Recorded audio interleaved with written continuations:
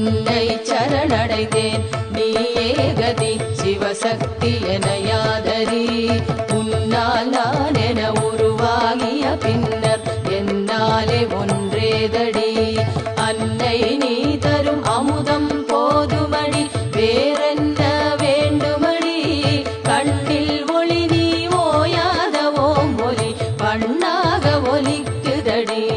நான் யார் என்றதும் நீதான் நான் என்றே ஓடோடி வந்தாயடி நீ யார் என்பதும் நெஞ்சில்